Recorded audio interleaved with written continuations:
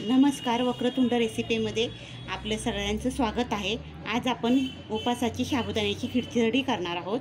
त्या खिचडीसाठी आपण हा साबुदाणा 2 पाण्याने धुवून घेतला आहे। धुवून झाल्यानंतर त्याच्यावर 1 इंच पाणी येईल असं आपण वरून पाणी घालणार आहोत।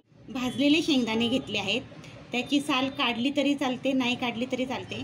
ह्या मिरच्या धुवून घेतल्यात 2-3 पाण्याने आणि त्याचं बी आम्ही काढलेले आहे, कारण आपल्याला किडनी स्टोनसाठी चालत नाही, ते बी कडक असतं आणि बीपीच्या लोकांना सुद्धा चालत नाही, म्हणून ते बी काढले आपण। आणि ही आता आपण मिक्सरला फिरून घेणार आहोत।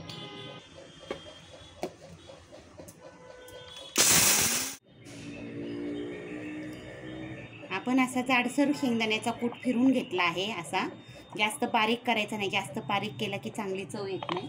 आता आपण ह्याच्यामध्ये चवीनुसार मीठ घालून घेणार आहोत।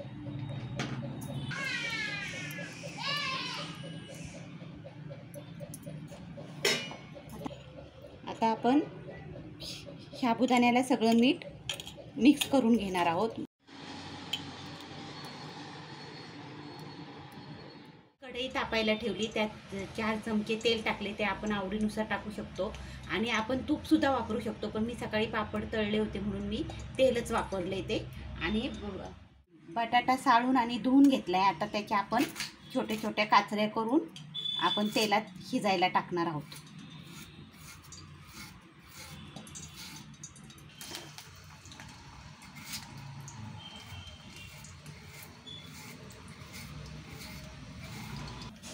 ह्या काचऱ्या आपण साधारण 4 ते 5 मिनटं वाफवून घेणार आहोत झाकण ठेवून, कारण त्या खिचडी परतताना परत शिजणारच आहेत ते, म्हणून हे 4-5 मिनटं फक्त किंवा 3-4 मिनटं जरी शिजवलं तरी चालतं।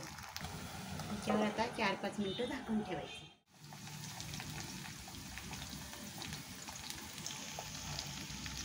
आता ह्याच्यात आपण साबुदाणा टाकून घेणार आहोत परतण्यासाठी।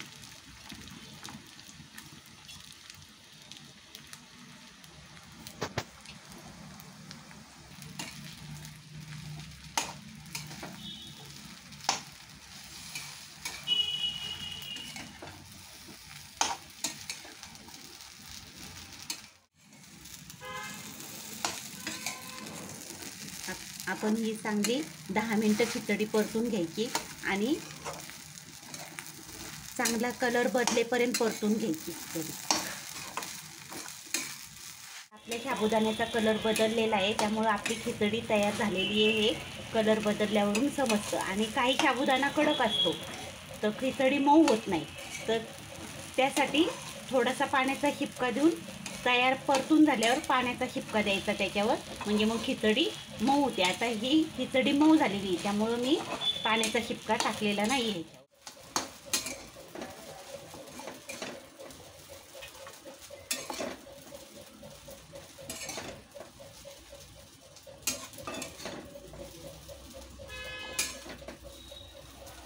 सरळ करू का?